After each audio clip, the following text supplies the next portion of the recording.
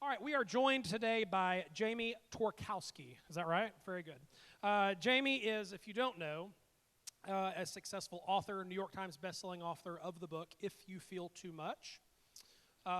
Jamie has been interviewed by CNN, NBC Nightly News, CBS Sunday Morning, Rolling Stone Magazine. He runs an organization. Is it Twaloha? Is that how you'd say that? To Write Love on Her Arms. Yeah, there we go. Their team has responded to 200,000 messages from people in 100 countries who struggle with depression, addiction, self-injury, and suicide. It's given more than $2 million to treatment and recovery. A proud uncle, Jamie is also a lifelong surfer, basketball fan, and music lover. He lives in Melbourne Beach, Florida. Give Jamie a round of applause.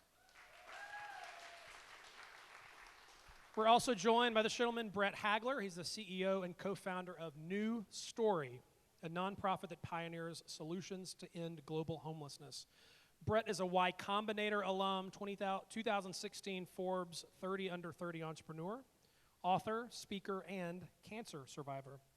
Fast Company recognized New Story as one of the world's most innovative companies in 2017, and Brent was named one of the top 100 most intriguing entrepreneurs by Goldman Sachs. Very cool. In the first 4 years, the New Story team has raised over $26 million to build 16 communities impacting 10,000 people. And finally, Brent is a co-creator of the first 3D printing machine designed to print homes throughout the developing world, and New Story is set to 3D print the first community in history in 2019. Please welcome Brent Hagler.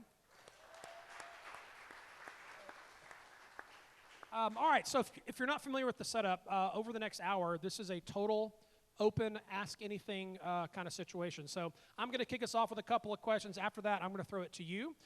Just raise your hand if you want to ask a question. I'll call on you. I'm going to repeat your question into the microphone, so we're making sure that our audio folks can record that. So, but these guys are here ready to answer any of your questions. So my first question, I referenced Twitter earlier. Jamie, I'm going to start with you.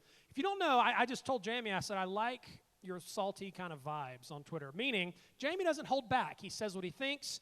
I suspect sometimes that's popular with those who follow you. Sometimes you might make them angry. But I want to ask the question, give me your thought process behind that. You are someone who's gained sort of an online following. You run an organization. Talk about the tension between speaking your mind versus holding back. First off, thank you for being here. I'm really honored to be here. To answer your question, I will a little bit of context or like a zoomed out big picture. People like it when you talk about hope and help for 10 years, right? I sometimes say, like, we go to these events and it's a suicide prevention rally and no one ever protests. It's not very controversial, right? It's not polarizing. And I care about mental health and maybe want to care about mental health because it affects people. And just as I've gotten older, started to learn about and think about other issues that affect people.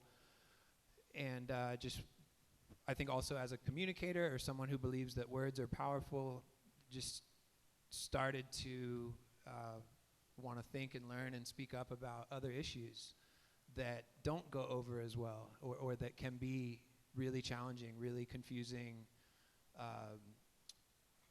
And it's 2019 in America, so I'm not the only person in the room navigating this stuff and thinking about it.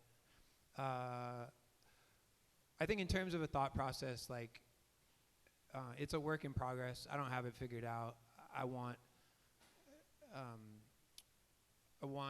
life to be better for people. I want everyone to have a seat at the table. I want people to be treated with decency and equality.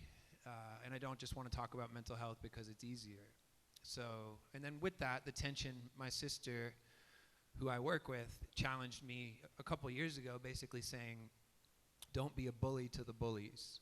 And I feel like that has really stayed with me. So thinking about how to disagree online and how to have debates online and how to deal with criticism online and how to care for people in a moment of when what I feel is anger or, thinking that, oh, this person is wrong, this person is ignorant, how to have some sensitivity in the midst of that. Cool, Brett, I've got a question for you. So funny story, I told this story yesterday. I met Brett at Plywood Presents maybe 5 years ago or 4 years ago. We were both younger then. I don't think either of us had a lot of direction on what was going on. A few months later, I hear about him starting this thing called New Story. If you follow folks in the Plywood community, everyone's always starting something. But Brett's story is just remarkable in that, obviously the Y Combinator piece. But last night I had a moment. Brett's doing his talk, and he puts on the screen, it's this like aerial shot of this green valley filled with all these homes that his organization has built. It was super inspiring. So with that said, Brett, talk about that journey of what has it taken to get this thing off the ground, to be in a place where you're literally building brick and mortar for the people who need it the most. Just what has it taken overall? Yeah. Just give us like a glimpse of what are the 2 or 3 things that that you would say have helped you. I'd say the first thing for us that's gotten a good amount of traction is we really understood what I talked about a little bit last night. Like I call it the problem behind the obvious problem. So the obvious problem that I saw was kids living in tents in Haiti because of an earthquake, right?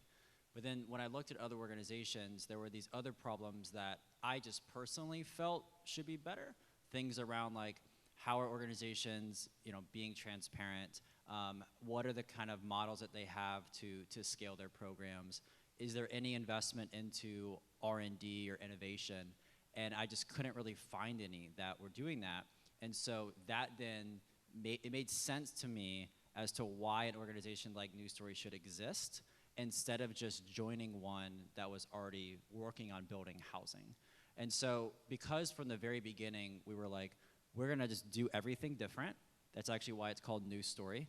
And that has gotten us traction because we then found a group of donors that had that kind of same vision and corporate partners that had that same vision. And so I just like tripled down on that messaging. So that's kind of the way I think that we've gotten a lot of traction in the first few years. And then the second thing has been, which is really for any startup or any dream that y'all have, is your team and your culture. And I really lucked out. I have some extraordinary co-founders. If you're in the early days, I would say there's probably nothing more important than who are you going to found the organization with, or who are going to be your first few hires. And I like struck gold. Like I really lucked out. I feel like it's a big anomaly. Those would be the 2 main things. So focusing on something very different, like why does your organization need to exist, or could you just join another one? And then 2, excellent team members starting from the beginning. Very cool. Thanks, Brett. All right, we'll open up for questions. Does anyone have a question? There we go. I'm gonna hand this to you instead of awkwardly repeating you. It's all good. I was just curious if you can share how much the 3D printed house cost in your community. I know the cost will go down as you scale, but can you talk about what the cost is there? Yeah, so I unfortunately can't. We're being like kind of very secret right now with a lot of the press and everything that's happening. And so we can't share anything publicly until like the end of the year, unfortunately. I'll get in trouble, sorry. But I will say real quick, in the beginning, the cost won't be like drastically lower because what we want to optimize for is safety. These are the first homes that 3D printed homes that families will ever live in history. Like little kids will be being born into these houses, and so I've really like told my team, let's over-index for safety. So that means the walls are thicker, a stronger foundation. If that costs an extra $2,000, I don't care, because safety is the most important thing. Our organization has some printing costs, but they're not really not interesting. It's 2D printing costs, not 3D. Yeah. A lot cheaper, probably. Yeah. Here we go. How do you balance the decision between, like building homes versus other issues that are going on in those communities, and then also, not getting into the details on the actual cost, but the cost of building a house for 1 or 2 families versus trying to, build more shelter and livable conditions for larger populations? Larger populations, what do you mean by that? As opposed to like one single structure that can maybe hold, 1, You mean like a single family house? Exactly, versus more livable conditions. It may not be as nice or long term, but I'm just curious kind of what the thought process is on that. Yeah, I'll start with that one. everything we've done so far has been more so like single family houses. Over the next couple years, the new like research project we're really starting is like how we build in more dense areas, which will be really going up and trying to innovate for the extreme poor in that regard. And then we've just decided that we want to build communities that last forever. And there's different interventions, right? There's a lot of groups that do transition housing or transition solutions, and like that is extremely important. After a natural disaster, there's like more temporary interventions. That's extremely important. And we've just decided that we want to come in, build a community, allow families to have multi-generational impact there. And that's just what's been our heart to do. Great. Oh, right here. So as nonprofit leaders, working in all areas and probably under immense stress, how have you approached self-care? I talked about it a little bit earlier. I've been given 2 sabbaticals. We're coming up on 14 years. I joked earlier I got one for good behavior and one for bad behavior. And I guess what I mean by that is I think I had to learn the hard way, not the total crisis way, but like I shared this earlier as well. It's one thing to give good advice that relates to mental health and self-care, and it's another thing to take it and to live it out. And it was probably coming up on 2 years ago, our leadership team just sat me down and said, hey, you seem really unhappy, you seem uninspired. And that led to a sabbatical, and it led to me in counseling twice a week, and a lot of soul searching, meeting with people I look up to. And I'm thankful. First off, I know there's an element of privilege to be given a break and to be asked, what do you want? Not told goodbye, But long story short, it's made me really appreciate and think about what it means to be healthy. And so for me, counseling, I'm someone who struggles with depression, and meds are part of my life. And even simple things, just reconnecting with hobbies I loved as a kid, basketball, surfing. I'm an uncle. I'm a puppy dad as of a few months ago. I'm just recycling my talk from earlier. But I think just coming to value, like early days when it was just me and then it was a small team, I thought I had to work around the clock to keep this thing going. And I carried a lot of fear and stress from my previous job. And I just thought it could all go away at any time. And I think I'm much more interested in a sustainable life. And thankfully now the organization doesn't live and die by me, So some of that was even adjusting my role to make it sustainable and to make it healthy, not just for me, but for our team. That's great, man.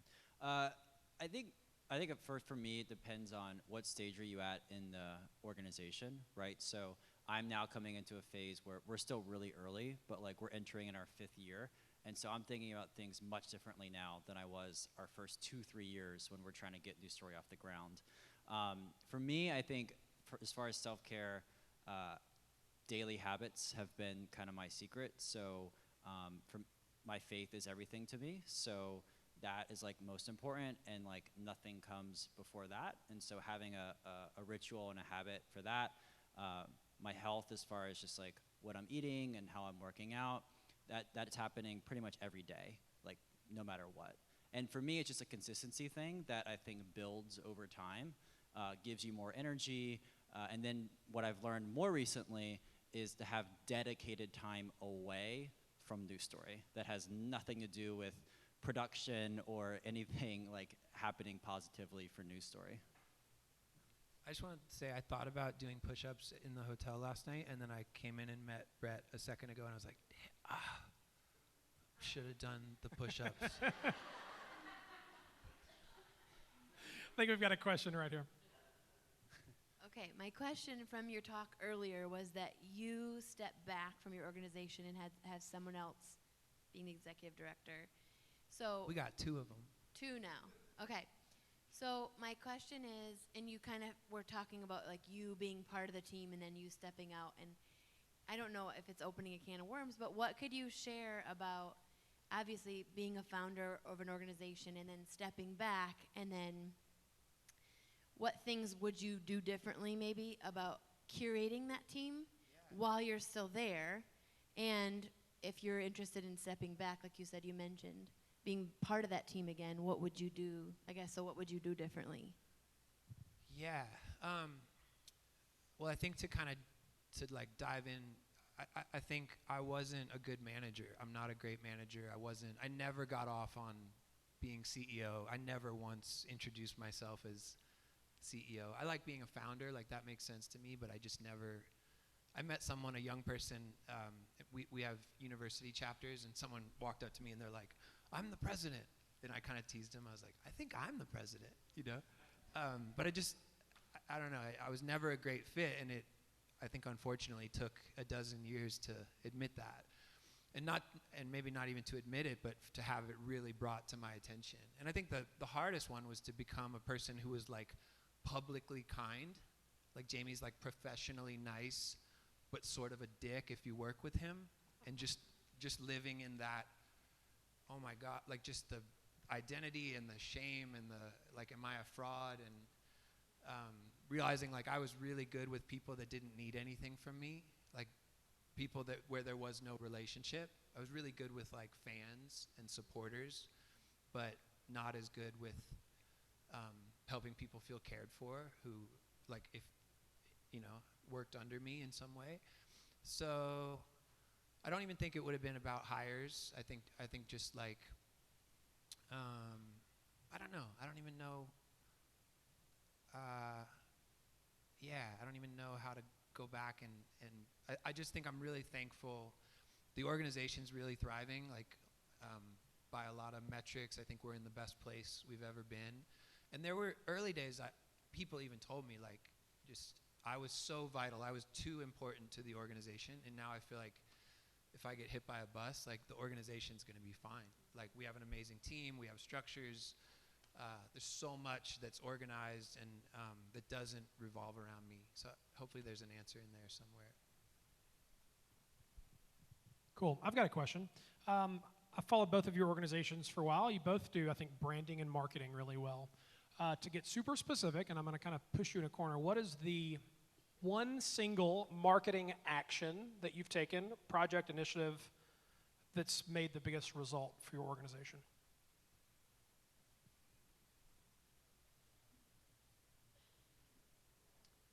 Yeah, I mean, to me, everything goes back to team. So the number one thing that we've done is we hired somebody that's now been promoted to one of my executives, which is Chief Brand Officer. And because she's so excellent, her team is excellent. So, I mean, there's a lot of obviously like strategies and tricks to get marketing and views and all that stuff, but the number one thing is investing in somebody on your team that's just like fantastic. Cool. Would you say, Brett, the Y Combinator has given you great exposure? I mean, I would assume it has. What is that? Brett can explain it. It's a startup accelerator program. Yeah. Yeah, I mean, there's been all types of stuff like that, or brand partnerships, but the number one thing for people in here that I would suggest is not trying to think through like, how can I make the best video, but how can I get somebody on my team that can then have a long-term consistent marketing and brand play and then hire people in the future? Man, it's a tough one. The first thing that comes to mind, and I don't know if it's accurate, but, well, two things. I shared 10 values earlier. One of those is just keep coming back to boil everything down to the idea of moving people. Like with every tweet, with every blog post, presence at an event, campaign that we dream up, the simple idea, like the goal is to move people. And that's probably true for everyone in the room, no matter what we're working on. Like if you're communicating or marketing, you are trying to move someone to care about what you're doing or to think differently. And I think for us specifically, it's moving people from a place of hopelessness to hope, or from isolation to honesty and vulnerability. And then the other part I thought about was World Suicide Prevention Day has become not only the biggest day of the year for us, but the biggest campaign of the year. And so I think really trying to pick out the moments in the year that really matter. And I don't even know how many years it's been, but there was someone on our team who just spoke up. Like, we haven't done it since the very beginning. Someone on our team said, hey, there's something called World Suicide Prevention Day. And just literally every year since then, that campaign has grown, and now our year really revolves around it. And I was telling maybe both of you guys, but just it's become kind of our biggest moment throughout the year to introduce people to the work that we do. Very cool. All right, what other questions? Yep. Brandon Harvey. Thank you. This is for Brett. You have been through Y Combinator. You've got the Silicon Valley world of things going on, but you're also, very non-traditional for the world of Silicon Valley. Do you feel like to find success within that community, you had to learn the lingo, and kind of play the game, or have you still been able to stay outside of that and be kind of an anomaly within that world, if that makes sense? I'm just going to answer the first thing that comes to mind because I'm not sure exactly which way you're going. I think I'm definitely my authentic self, and I'm pretty open about my faith, all that stuff. But as far as the lingo and everything, 100%. That's how we run the organization. So everything we talk about at New Story is the exact same thing that Airbnb was talking about in their first few years. And so yeah, I think that is why it resonates with that crowd. And it's not us trying to put on that front. That's just how we were built. And that was really a vision from the beginning. Was I wanted to create.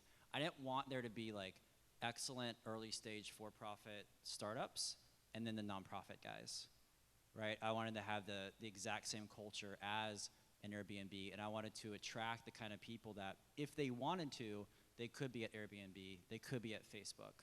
And that's the culture we've built. And then, yes, how we communicate, how we talk to stakeholders is exactly like that.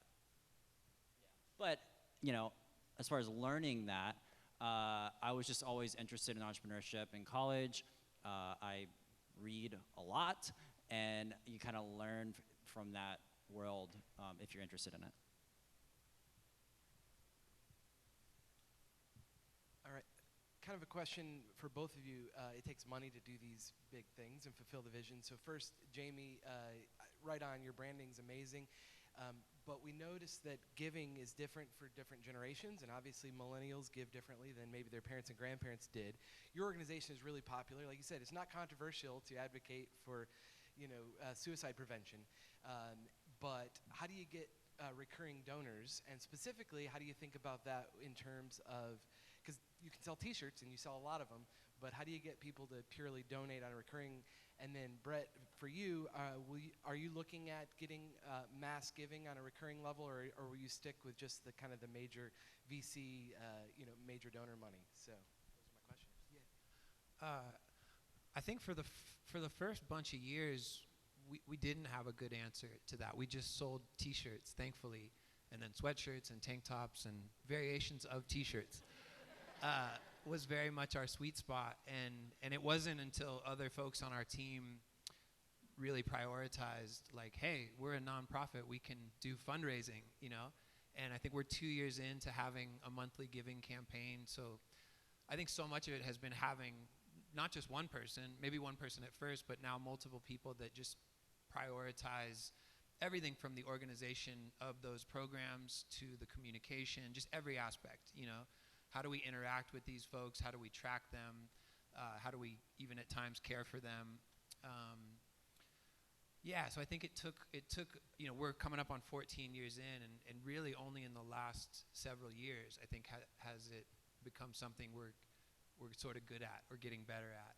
And I think there was so much grace, or we were so fortunate in that those early years, it was the merchandise sales that really carried us. And but it is neat where, I was telling these guys earlier, just there is a fundraising element of what we do, and so much of that is the peer-to-peer giving. So it's not just that we're selling them a product, but we create opportunities. We have our year-round givers, but then we also have these big moments, these big campaigns throughout the year. And I think it's been neat to see people buy into that, but it also, I'll land it here, I think each campaign we do, we try to create an opportunity for someone not to brag about us, but to share their story of why suicide matters to them, or why addiction or depression or anxiety matters, how it's personal for them. and so even things like a Facebook birthday that's been I mean, literally, Facebook birthdays allowed us to buy a building in Florida. Like, it was such a game changer. I don't even know if I'm allowed to, but like, we made more money off of Facebook birthdays last year than T-shirts, and that's just, yeah. Take that, Silicon Valley. Yeah. So hope. Yeah. That's awesome, dude. One of my regrets is not starting a recurring giving program for more mass donors earlier. We've been working on one for about 6 months that we're going to roll out the end of this year, and then next year, really the next like 5 years is going to be a big focus, where like the main metric for us will be recurring revenue, both on small side and then on the larger donation side as well. I just remember like in year 2 and 3, you think, well, this isn't going to really move the needle right now, right? Because I could go, sit in front of one person and try to get a bigger number, but I regret it a little bit. But we have a lot of time still, so yeah. Question right here. You just sparked like 5 questions. Jamie, struggling with mental health, how do you balance giving yourself the grace to struggle and to not be okay, but then also come in and remind yourself of truth, like whether that's with faith or whether that's just truth about yourself? Yeah. So how do I give myself permission to struggle, but remind myself of truth and maybe even that? And like, what's the balance between those two things? Because I feel like for me, it's been so hard being like, okay, it's okay to not be okay, but then when do I need to be like, but no, like, this is who I know I am? I mean, counseling's the first thing that comes to mind, because I think it's been such an important, not only outlet, but just the conversations I get to have every week. I feel like I get to talk about both parts of life and kind of that spectrum, where I get to come in and talk about pain and shame and ways I wish my life was different. And then a lot of times the good doesn't come from me. It's my counselor saying, hey, what about this? Or what if you try this? She always gives me homework for the week, and I think she has a brilliant way of pointing back to those truths and even helping and allowing me to stumble upon them. And then, I grew up a Christian, and we could do a whole other, breakout on what that word means in 2019 and what it looks like and what it means to me. But ultimately, I believe that I'm on this planet to love and be loved and to know people and to be known by other people. And so I still see the world through that lens. And then all the self-care stuff, just relationships, friends, family. I have this little puppy that is obsessed with me, and it feels like a really healthy thing. Thank you.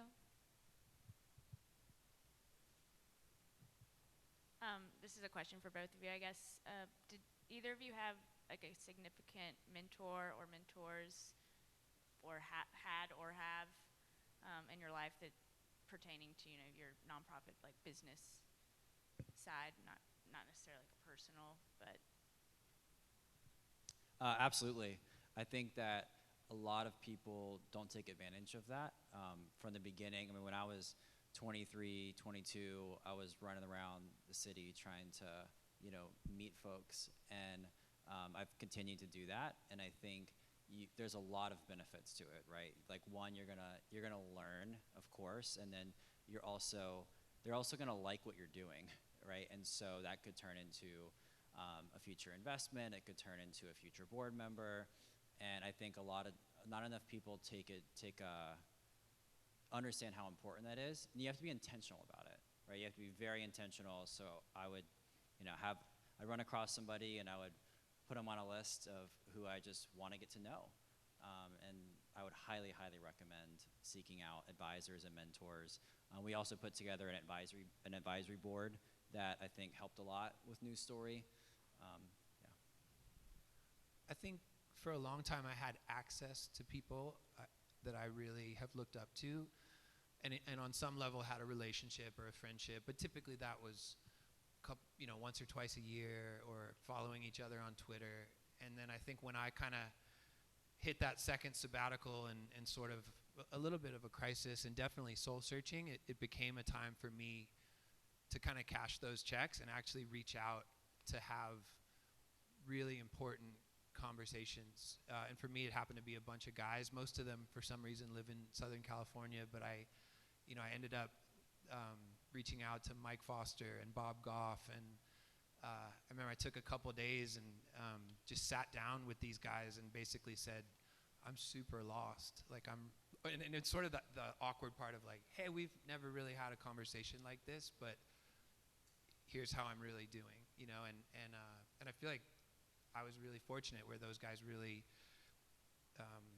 they were game for that conversation, and I felt really cared for, and I felt like I was given wisdom, but I think it's something we have to choose. Like, it's one thing to identify those people and maybe even have access to that relationship, but to be intentional about it being a consistent relationship takes effort.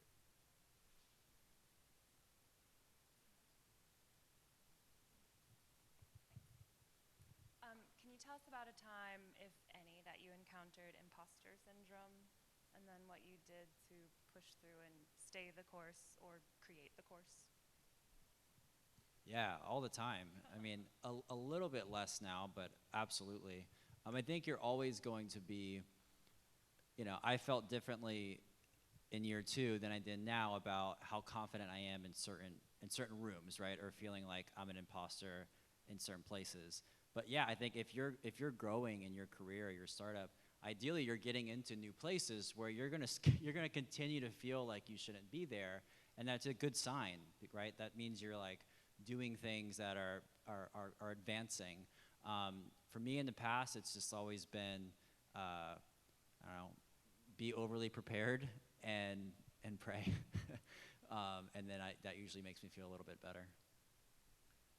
Yeah, I mean, I relate. Even today, it comes and goes, and I agree with him. I've been doing this a while, and I've been in front of people or even speaking for a while. But I think I find that the events I have a lot of respect for. So like even looking at this event, and Jeff is a friend, and seeing some of the people who are attending and reading bios, it's easy to feel like, man, do I belong here? Like, should I even be in the room, let alone speaking? And just all the kind of the questions and the lies that creep in. I went on after Amber this morning, and I joked with her. I was like, I just wanted to donate my half hour to you to keep talking because it was so good, So I think at every level, like, we still deal with those insecurities, and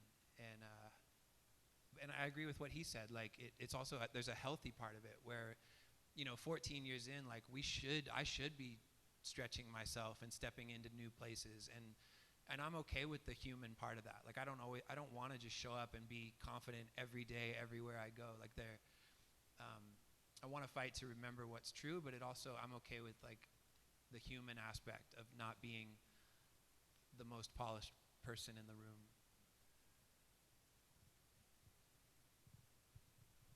So I'm a main communicator for a nonprofit as well, and one thing where this is coming from is we have a very diverse donor base, different generations, political stances, worldviews, and I think one thing you do really well is saying hard but necessary things, especially as someone with a public figure status.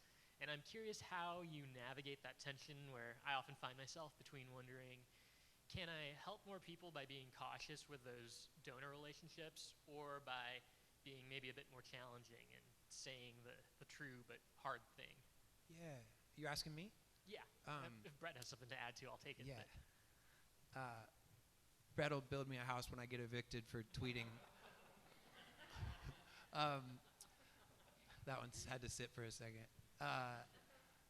So I'm an independent contractor now. The average person who follows us probably doesn't know that or need to know that, but what I'm getting at is there were conversations about independence and separation, and for me, I want to be an individual. I'm aware that my life and my words represent the organization, and I'm thankful for that. I'm thankful for the responsibility. But as a human being, as an individual, I want to speak up about other things, and I think that's been a process. You know, I'm more comfortable now because there's been a lot of practice, and I don't pretend to always get it right. You know, but I think part of what I'm thankful for is there are other people on our team focused on other aspects of what we do, donor relations, and I think at the end of the day, when people try to write love against me, because that happens, when people are like, man, I used to like you, I used to support you until you got political, you know, and it's like, I want to care about what happens at the US-Mexico border for the same reasons I care about mental health. One might be easier and less political than the other, but it's like gun violence affects human beings. If the planet overheats, it affects human beings. If the planet overheats, every other issue goes out the window. So it's like, as a human being who values words, I want to use my words, and I want to, you know, I was at an event that Brandon said this. He just said, I want to spend my privilege well. And I feel like that. I feel like I did a lot of years of playing it pretty safe, and I still want to be careful, but I want to speak up, especially for people who feel invisible and for people who feel like they don't have much of a voice. I think we've got time for one or two more questions. So I am a college admission counselor at a selective institution. It's a process that I've seen can be a burden on the mental health of young people. And so I was just curious to hear a little bit from you as how I can start as an advocate. Will you tell me more about what you do? So in admissions, basically, I recruit and review and admit I review about 3,000 students from New York and New Jersey, but they are, they are the doers, the overachievers, and it is hard a lot of times, the process of me being able to only admit 1 out of 7 students who apply. And so I'm getting a lot of this in what they're telling me in their essays and their writing, but I'm not really giving much back right now. In my role, so I was curious about where I can start and what would be a positive change in that space. Oh man, well the first thing that comes to mind is just your bandwidth in terms of just whatever my answer would be, like do you have the time to care for these folks? Another thought is I'd love to connect after. My friend Amber's sitting here and we work together, and I think she would be someone else who would be great to talk to. But I mean, the fact that you're thinking about this is amazing, like that you're thinking about the humanity of these folks and the mental health aspect of transition and rejection.